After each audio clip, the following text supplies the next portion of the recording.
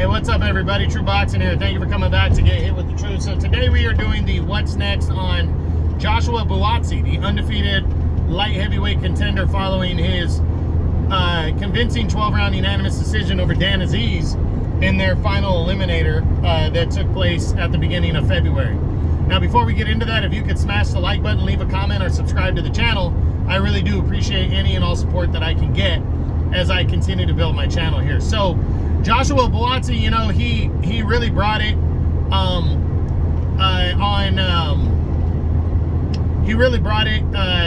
in that fight against Dan Azeez. You know, everything was on the line. Realistically, with the Dimitri Bivol and Arthur Beterbiev fight getting signed,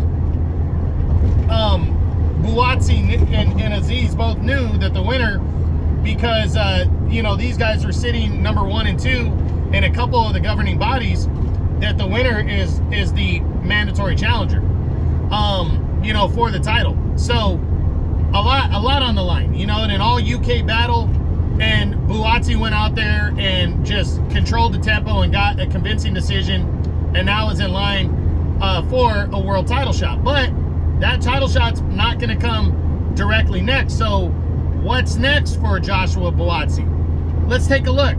Right now, I really do believe there's a chance that the reason why Canelo is not willing to fight somebody too risky in May is because he might want to move up and fight the winner of Bivol and Beterbiev for the undisputed title at 175. So if Buatsi has to wait around for Canelo to move up because Canelo would move ahead of him and be priority, then Buatsi would have to stay busy. Now, does he do that against a legitimate opponent? So let's run through the top 10 and see. So first, whether that's options on the table or not, let's look at Dimitri Bivol. I really believe Buatsi's going to get the clash with Dimitri Bivol eventually. If the Canelo thing isn't an option, then I think we'd see Bivol and Buatsi in action before the end of the year for the undisputed title. Because for Bivol, there really isn't any other big names at 175 for him to fight outside of pulling up Canelo or David Benavidez, or him, you know, or he would fight his mandatory in Joshua Buatsi next. And I really do believe that that's a possibility. Now, Buatsi is not opposed to sitting around for a while. So he just fought in February. I think if Bivol beats Arthur Beterbiev in June, I think Bivol is probably ready to come back by October, November. That's an 8 or 9 month, you know, hiatus for Buatsi. I think he might do that. So I do think Bivol could be next for Buatsi for the undisputed title. Then there's Arthur Beterbiev, kind of the same boat. Beterbiev usually takes more time in between fights. This would be 3 fights for him in 1 year. So if he were to defeat Dimitri Bivol, I could see Buatsi and Beterbiev fighting, but more probably towards November, December area. Now, what if Beterbiev lost a close fight with Bivol, and then Bivol decided to fight Canelo next instead? Would Buatsi fight Beterbiev to determine who fights the winner of Bivol Canelo 2? Interesting. So a lot of moving pieces there got to happen, but I'm just exploring options that I could see, and I think potentially Buatsi could fight Beterbiev either way next, but we'll see. Then there's Callum Smith.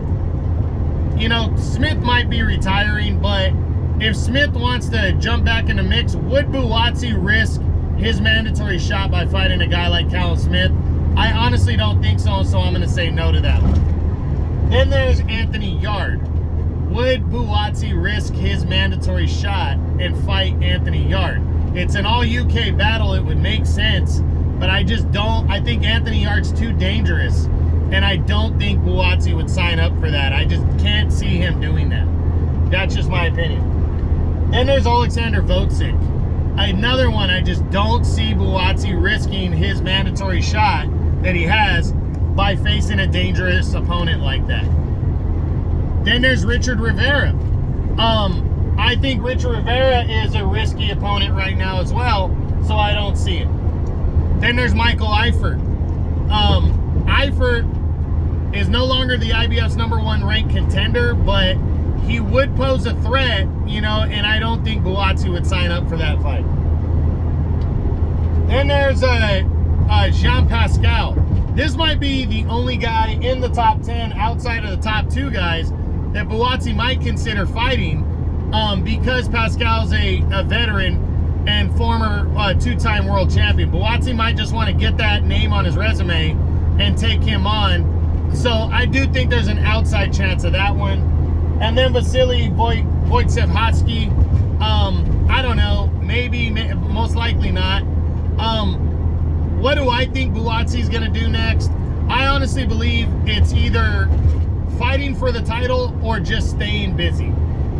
I think he's going to wait around. He's probably going to, you know, prod both these guys and see what they're thinking after in Bivol and Beterbiev.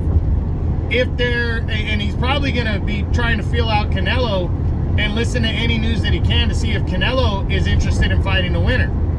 But I do think I don't think we're going to hear what Buatsi is going to do until after we find out what happens on June 1st between Bivol and Beterbiev for the undisputed title.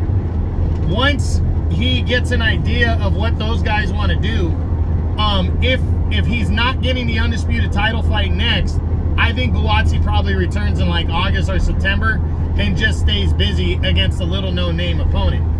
Now, if he decides against that, and you know, then I don't know if he risk it, but maybe Jean Pascal might be a name that he would risk, you know, his mandatory status against. But I honestly don't see him fighting Yard, Callum Smith, Votsick, guys on that level. Even Michael Eifert, I don't see him risking his mandatory status by fighting those guys.